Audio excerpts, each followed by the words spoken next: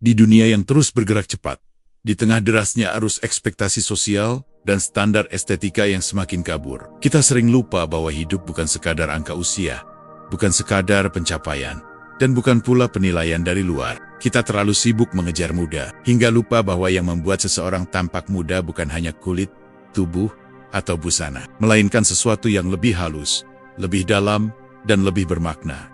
Jiwa yang terjaga, hati yang ringan, dan pikiran yang lapang. Melalui kanal ini, Senandika Filsafat, kita tidak mencari motivasi semata. Kita mencari pemahaman, sebab motivasi tanpa arah adalah nyala yang mudah padam. Tapi ketika disertai kesadaran akan siapa kita, bagaimana cara kita berpikir, dan untuk apa kita hidup, maka dari situlah kebugaran sejati lahir.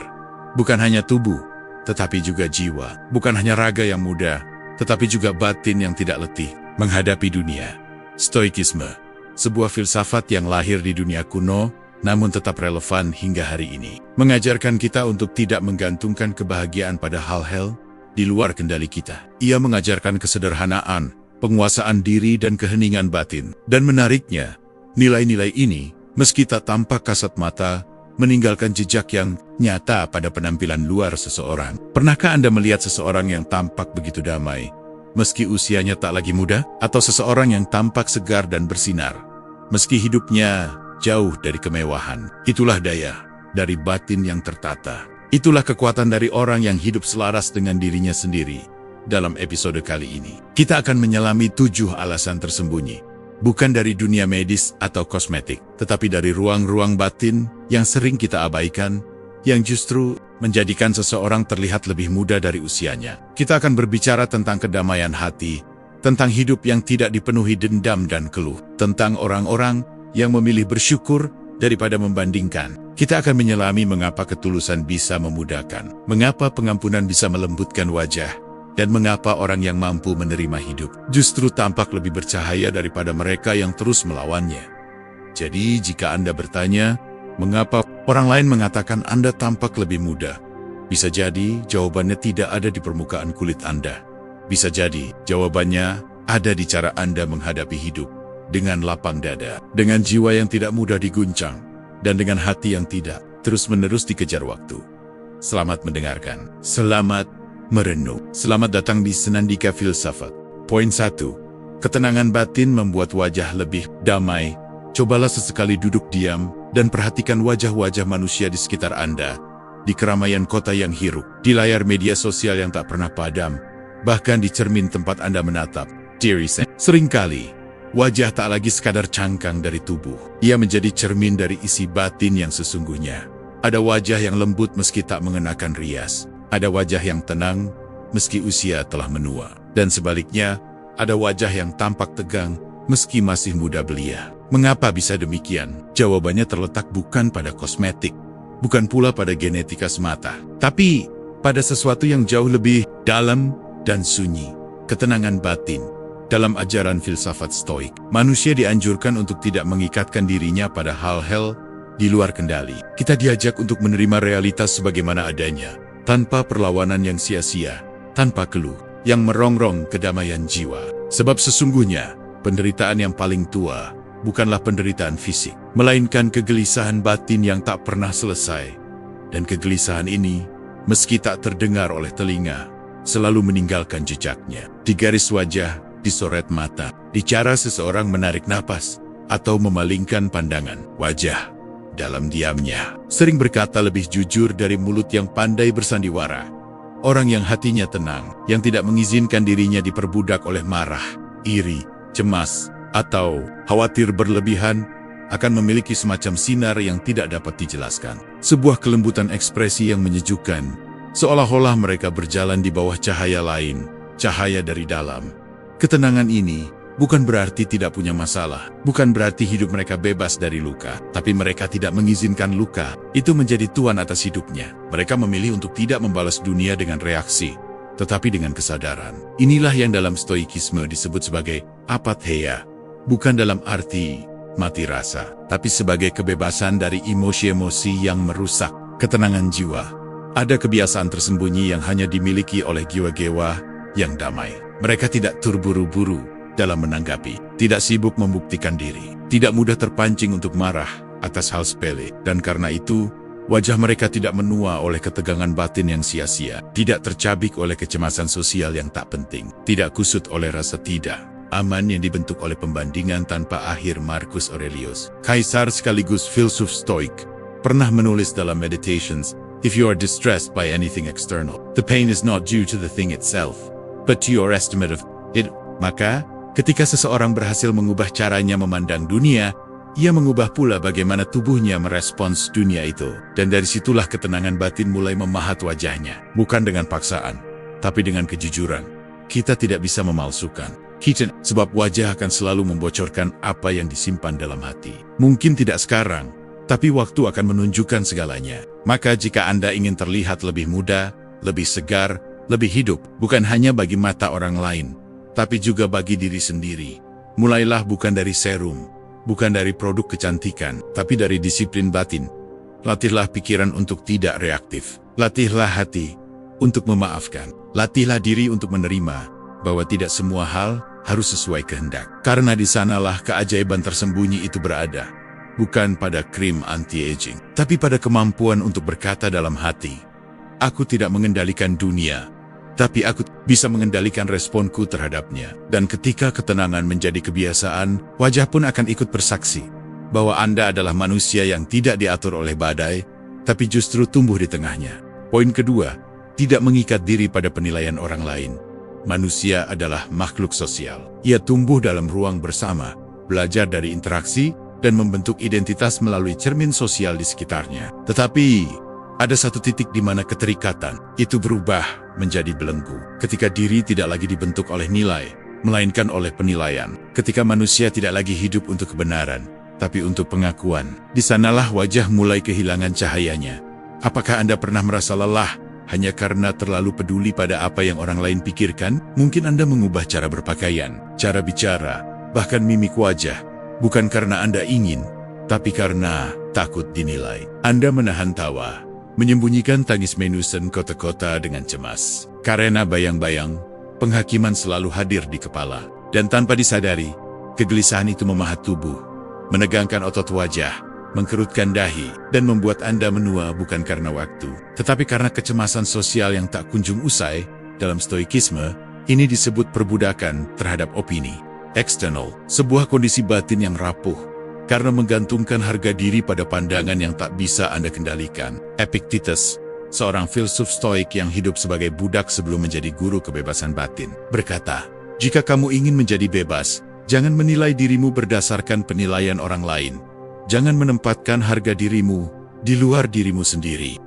Kalimat itu terasa ringan dibaca, tapi berat dijalani. Karena manusia modern hidup dalam dunia yang hampir seluruhnya dibangun dari persepsi. Kita dinilai dari angka di kartu identitas, dari followers di layar kecil, dari label-label yang menempel di baju, atau gelar akademik. Dan perlahan, kita pun mulai percaya bahwa nilai diri kita memang terletak di sana.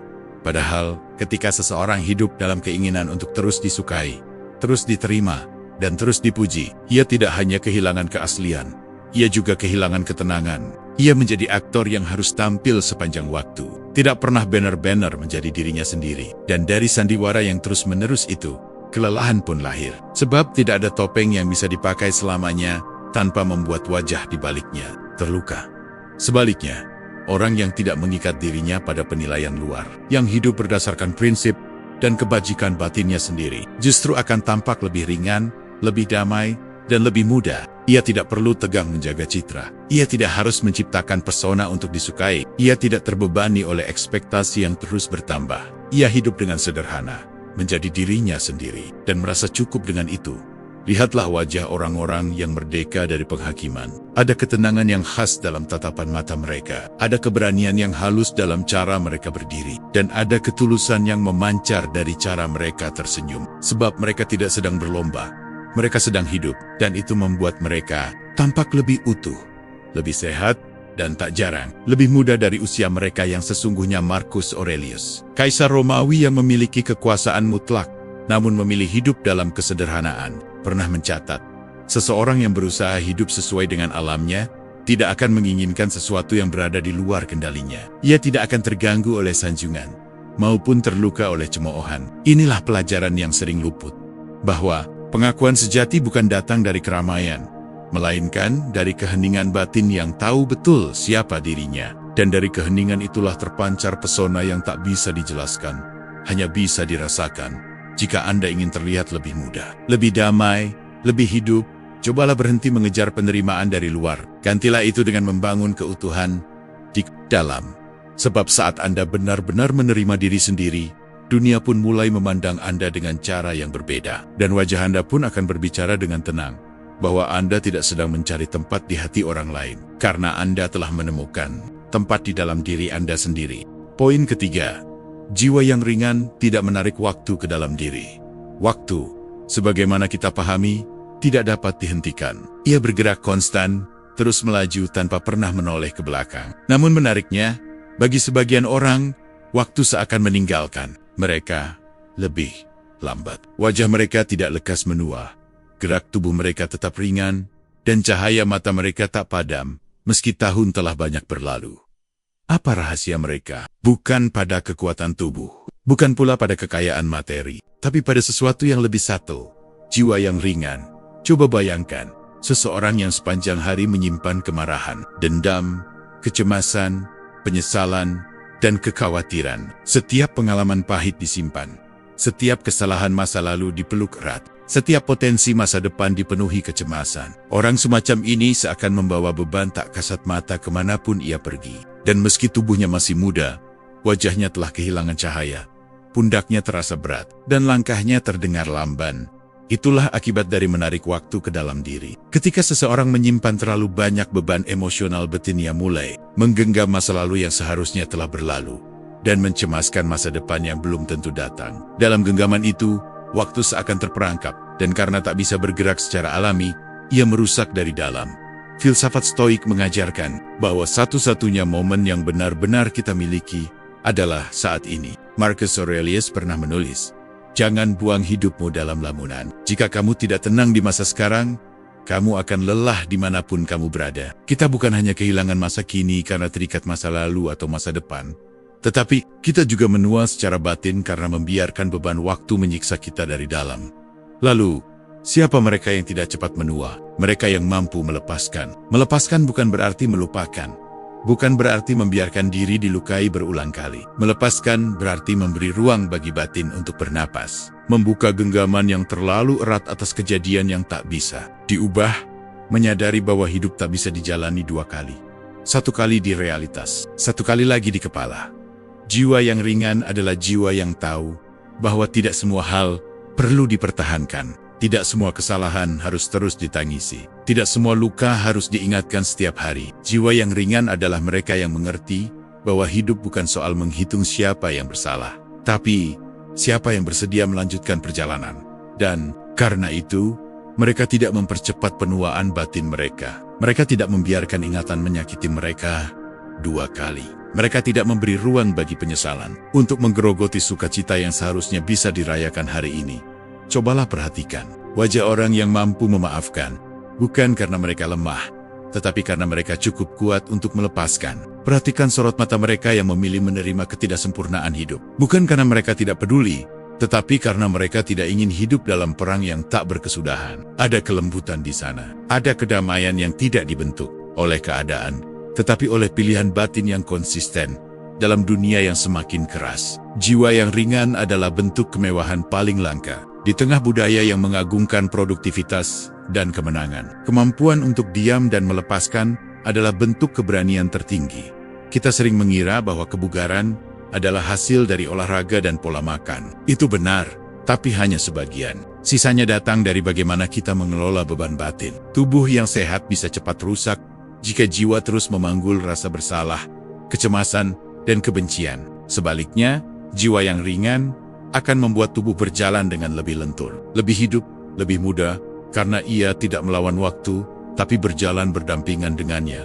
Dan bukankah itu yang kita inginkan? Menjadi tua, tanpa menjadi berat, menyongsong. Usia bukan dengan takut, tapi dengan jiwa yang tetap lapang dan damai. Untuk itu, kita perlu belajar satu hal, bahwa hidup akan terus berjalan, dan kita punya pilihan, menjadikannya beban atau menjadikannya perjalanan yang bermakna.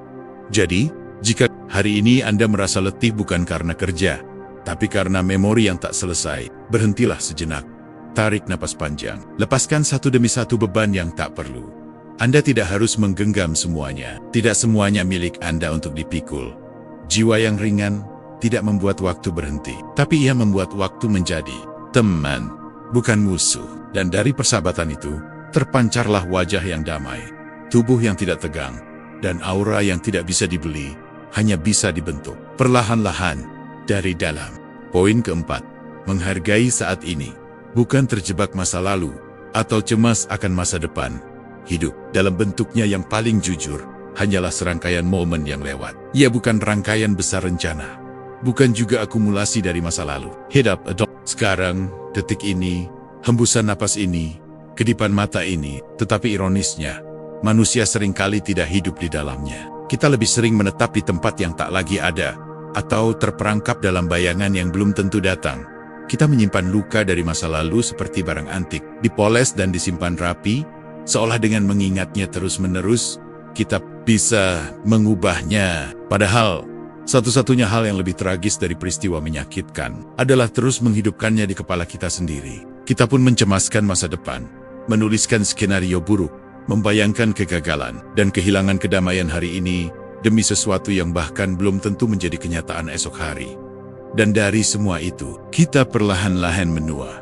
Bukan karena tubuh tidak kuat, tetapi karena batin terlalu lelah. Kita hidup dalam waktu yang salah, membayar harga masa lalu yang sudah tertutup, dan menggadaikan ketenangan hari ini demi ketakutan yang belum tentu terjadi. Inilah penderitaan paling halus, paling sunyi, tetapi paling umum dalam hidup manusia. Stoikisme, filsafat yang telah terbukti menyeberangi zaman, memiliki satu pengingat sederhana, namun mendalam.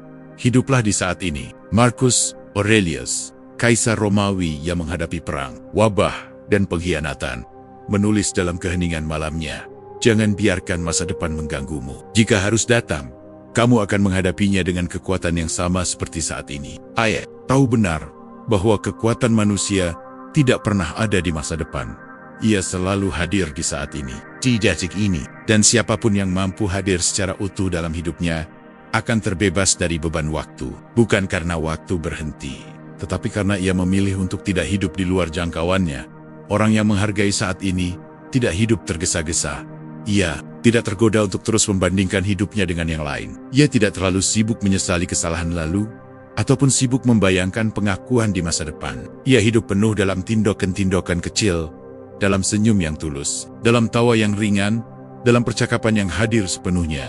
Dan itu, tanpa kita sadari, adalah rahasia ketampakan awet muda. Orang yang hadir penuh dalam hidup, tidak menunjukkan ketegangan yang dimiliki mereka yang terus-menerus berperang dengan waktu. Wajah mereka lentur, mata mereka jernih, dan sikap mereka lapang. Mereka tidak melawan aliran waktu, tapi bersahabat dengannya. Mereka menerima bahwa masa lalu adalah guru, bukan beban. Bahwa masa depan adalah misteri, bukan ancaman. Dan bahwa satu-satunya ruang di mana hidup benar-benar terjadi adalah di sini, sekarang. Namun, hadir di saat ini tidak mudah. Dunia hari ini penuh dengan gangguan, notifikasi, ambisi, kabar buruk, dan obsesi akan pencitraan. Kita terus didorong untuk melihat keluar, mengejar lebih, membandingkan lebih, dan menyesali lebih. Maka dibutuhkan keberanian untuk berhenti, untuk menarik napas panjang, melihat ke sekeliling, dan berkata dalam hati, hidup saya tidak terjadi di masa lalu, tidak juga di masa depan, tapi hanya di tempat saya berpijak sekarang. Ada keajaiban dalam mereka yang hidup sepenuhnya di saat ini. Mereka makan dengan tenang, bekerja dengan sungguh-sungguh, berbicara dengan kesadaran, mencintai dengan kehadiran, dan beristirahat dengan damai. Mereka tidak kehilangan waktu, karena mereka tidak mencoba melarikan diri darinya. Dan menariknya, jiwa semacam ini tidak cepat menua, bukan karena waktu kasihan pada mereka, tapi karena mereka tidak memberi ruang bagi waktu untuk menyiksa mereka. Mereka tidak menghitung-hitung umur, karena mereka terlalu sibuk menikmati kehidupan yang ada di depan mata. Kita semua ingin hidup panjang, awet muda, dan sehat, tapi seringkali kita lupa bahwa kehadiran yang penuh di masa kini adalah bentuk kesehatan yang paling sejati. Ia menyehatkan pikiran, menenangkan jantung, dan melembutkan ekspresi. Ia tidak bisa dibeli, tidak bisa diwariskan, hanya bisa dilatih dengan melambat, menyadari, dan menerima. Jadi, jika hari ini Anda ingin terlihat lebih muda, jangan mulai dari mengubah tampilan luar. Mulailah dengan hadir, letakkan masa lalu. Lepaskan masa depan dan tetap hidup di hadapan Anda dengan penuh, dengan sadar, dan dengan syukur.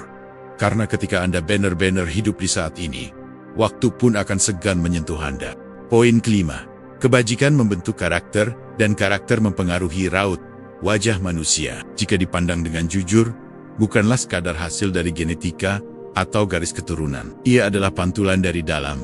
Sebuah cermin yang merekam bukan hanya waktu, tetapi juga watak. Raut wajah tidak berhenti berkembang setelah dewasa. Ia terus dibentuk hari demi hari, oleh pikiran yang kita pelihara, oleh sikap yang kita biasakan, dan oleh kebajikan atau keburukan yang kita tanam secara diam-diam.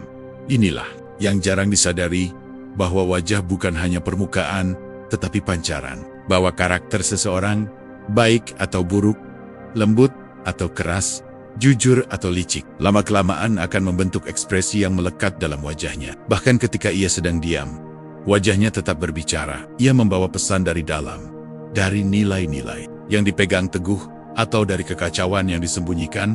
Stoikisme sebagai sebuah filsafat hidup, menempatkan kebajikan, virtue, sebagai tujuan utama. Bagi para filsuf stoik seperti Epictetus, Seneca, dan Marcus Aurelius, hidup yang baik bukanlah hidup yang dipenuhi kenikmatan, tetapi hidup yang dijalani selaras dengan kebajikan, keadilan, kebijaksanaan, keberanian, dan pengendalian diri. Ketika kebajikan itu hidup di dalam diri seseorang, ia tidak berhenti sebagai konsep. Ia menjelma menjadi karakter, sebuah pola batin yang terwujud dalam cara berpikir, cara berbicara, cara memperlakukan sesama, dan akhirnya dalam raut wajah.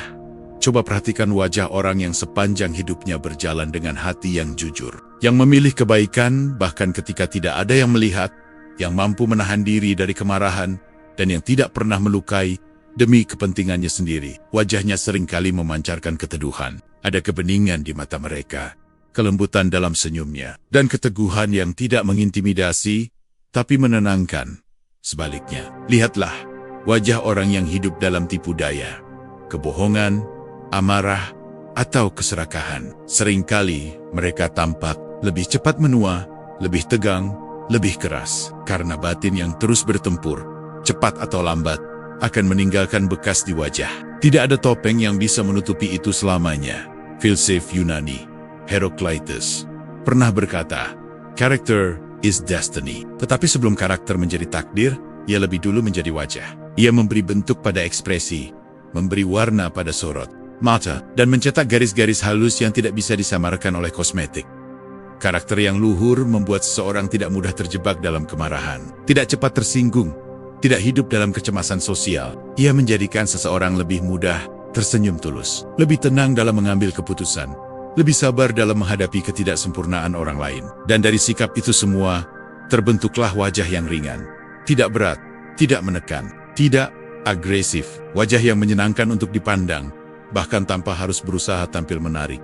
Maka jangan heran jika ada orang-orang yang terlihat lebih muda dari usia sebenarnya. Bukan karena rahasia perawatan kulit, tapi karena selama bertahun-tahun mereka hidup selaras dengan hati nurani. Mereka tidak membawa banyak penyesalan, tidak menyimpan rasa iri, tidak sibuk menyalahkan hidup. Mereka menanam kebajikan, dan dari itu tumbuhlah karakter yang kuat namun lembut. Dan karakter itulah yang melahirkan raut wajah yang penuh kedamaian.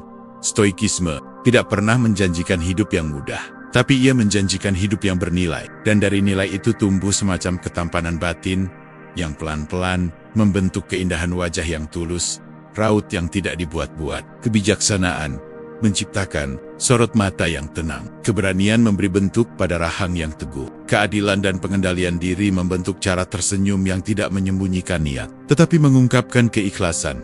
Orang yang memelihara kebajikan tidak memalsukan ekspresi. Ia tidak perlu berpura-pura sabar karena memang hatinya lapang. Ia tidak perlu menyembunyikan kemarahan karena memang ia tidak mudah marah. Dan justru dari kejujuran itu, ia tampak lebih segar, lebih manusiawi, lebih muda. Wajah Anda adalah catatan dari perjalanan batin Anda. Dan seiring waktu berjalan, ia akan terus mencatat apa yang Anda pertahankan di dalam diri. Maka jika Anda ingin wajah yang tetap bersinar meski usia bertambah, tanamlah kebajikan sejak hari ini. Bukan untuk dipamerkan, tapi untuk diserap secara perlahan oleh karakter Anda. Sebab, ketika karakter telah terbentuk, ia akan bekerja diam-diam, mewarnai setiap gerak Anda, dan mencetak jejaknya dalam wajah yang Anda bawa sepanjang hidup. Karakter adalah bentuk paling jujur dari siapa kita, dan wajah adalah ladangnya yang pertama. Poin ke-6, hidup sederhana membuat energi tidak terkuras oleh hal-hal yang tidak perlu. Di zaman ini, kesederhanaan telah menjadi barang langka. Dunia mendorong manusia untuk selalu menginginkan lebih cepat, lebih banyak, lebih mewah, lebih mencolok. Kita hidup dalam budaya yang mengukur keberhasilan dari tumpukan kepemilikan, yang menganggap ketenangan sebagai tanda kemalasan, dan yang menyamakan keramaian dengan kebahagiaan. Namun, dalam kegaduhan itu, banyak dari kita mulai merasa lelah. Tidak lelah karena kerja keras, tapi karena terlalu banyak yang dikejar, terlalu banyak yang dipikirkan, terlalu banyak yang ingin dimiliki. Dan semua itu, tanpa kita sadari, menguras energi batin kita, menyita waktu, menekan napas, menua tanpa suara. Dalam tradisi Stoik, kesederhanaan bukan sekadar pilihan gaya hidup.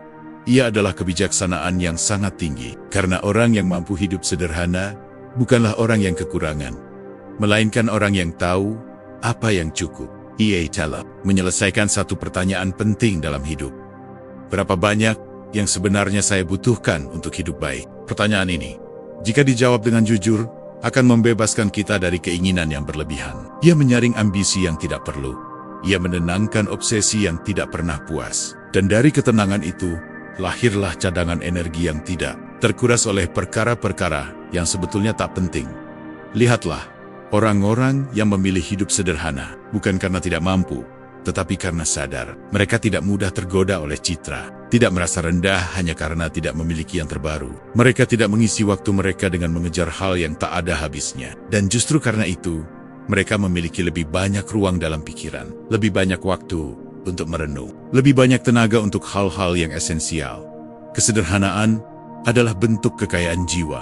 Ia bukan soal jumlah, tapi tentang kejernihan dalam memilah. Dalam dunia yang penuh dengan pilihan, orang sederhana tahu mana yang benar-benar penting. Mereka tidak membeli untuk membuktikan. Mereka tidak memamerkan untuk diterima. Mereka tidak berlomba-lomba memenuhi standar orang lain. Mereka tenang dalam pilihannya, dan pilihan itu menyelamatkan mereka dari kelelahan yang tidak perlu. Dan ini bukan sekadar soal gaya hidup minimalis. Ini tentang kebijaksanaan yang menjaga agar energi kehidupan tidak tercecer ke tempat-tempat yang tidak berharga. Karena energi kita bukanlah sumber yang tak terbatas. Setiap keputusan, setiap emosi, setiap pikiran yang kita beri tempat akan mengambil sebagian dari daya kita. Maka jika kita terlalu banyak menginginkan, terlalu sharing, membandingkan, terlalu sibuk membuktikan, kita sedang membakar diri kita sendiri secara perlahan. Orang yang hidup sederhana sering tampak lebih muda. Bukan karena mereka menghindari tantangan, tetapi karena mereka tidak menghabiskan hidup dalam perlombaan yang tak mereka pahami. Mereka tidak membawa stres berlebihan, karena tidak memasukkan terlalu banyak hal ke dalam kehidupannya. Mereka tergesa, karena mereka tahu kemana harus berjalan. Marcus Aurelius pernah menulis, "Very little is needed to make a happy life. It is all within yourself, in your way of thinking." Kebahagiaan bukanlah hasil dari akumulasi, tapi dari ketepatan dalam memilah. Dan ketika pikiran tidak terganggu oleh keinginan yang tidak perlu, tubuh pun ikut menjadi ringan. Sorot mata tidak lagi gelisah. Dahi tidak dipenuhi kerut kecemasan, dan langkah menjadi tenang. Karena arah hidupnya jelas. Hidup sederhana bukan berarti hidup kecil. Justru karena kesederhanaan, kita bisa menaruh perhatian penuh pada hal-hal yang benar-benar besar. Pada nilai, pada keluarga, pada kesehatan, pada batin, pada cinta yang murni, pada pekerjaan yang berarti.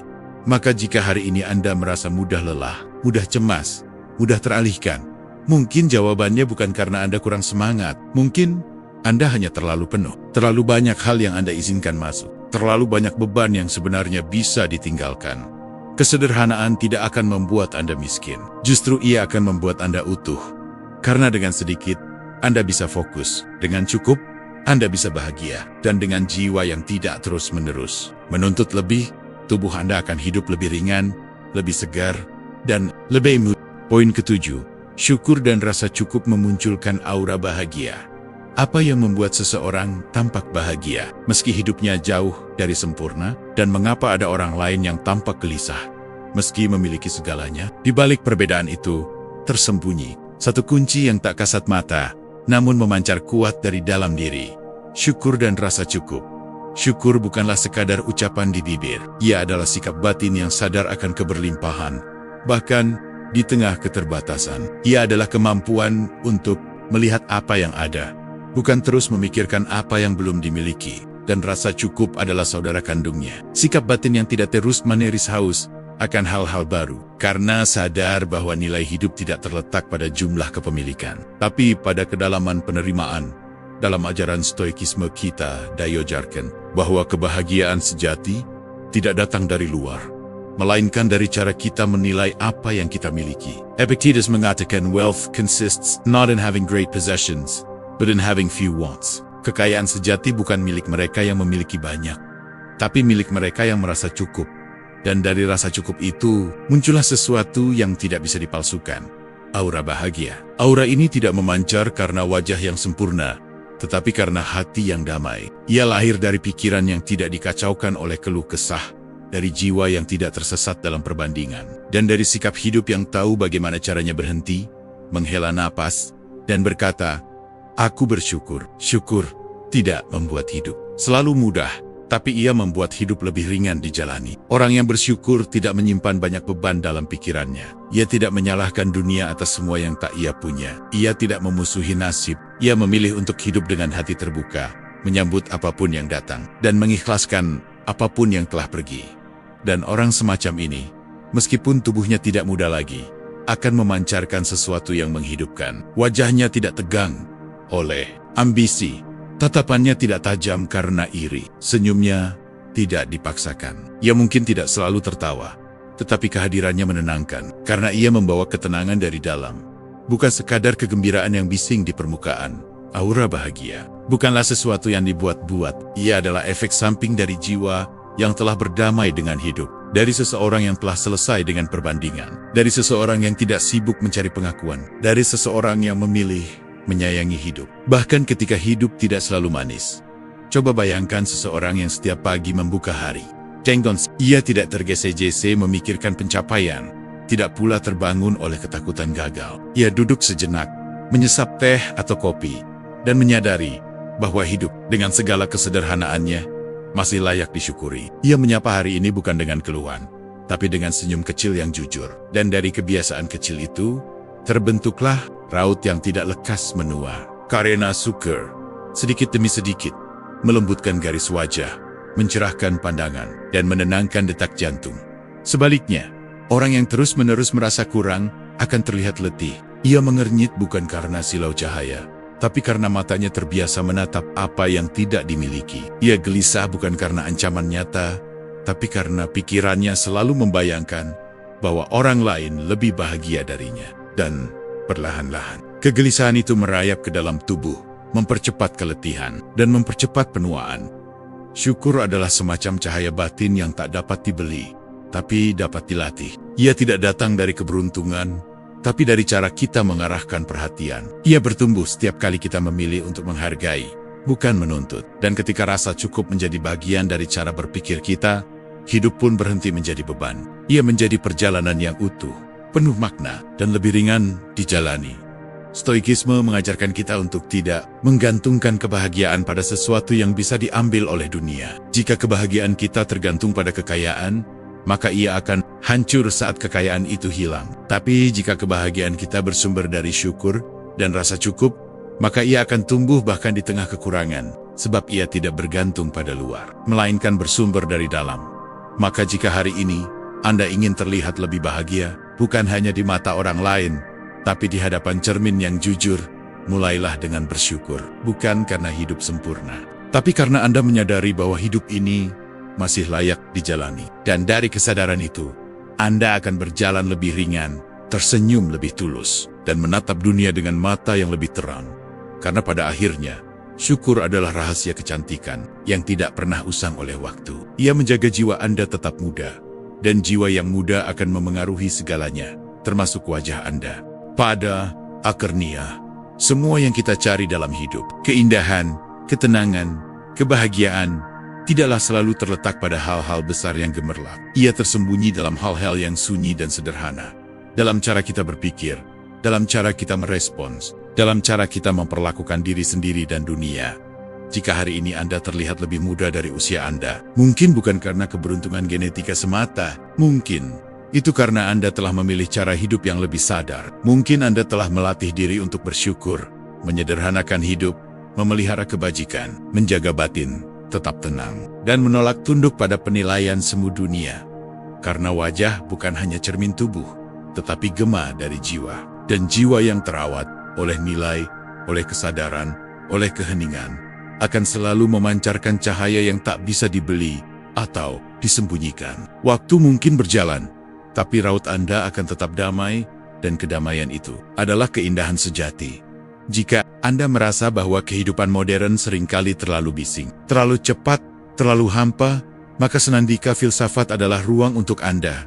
Di sini, kita belajar berjalan perlahan. Kita berbicara dengan kedalaman. Kita mendengarkan bukan hanya dengan telinga, tapi juga dengan hati. Kita menyelami filsafat bukan sebagai teori, tetapi sebagai cara hidup yang membawa kelegaan. Bergabunglah dalam perjalanan batin ini. Temukan kembali makna dalam yang sederhana. Perawat pikiran Anda dengan kebijaksanaan yang hening, dan kata-kata menjadi tempat jiwa Anda pulang. Subscribe channel Senandika Filsafat, karena di dunia yang terus berlari, kita semua butuh tempat untuk diam dan berpikir.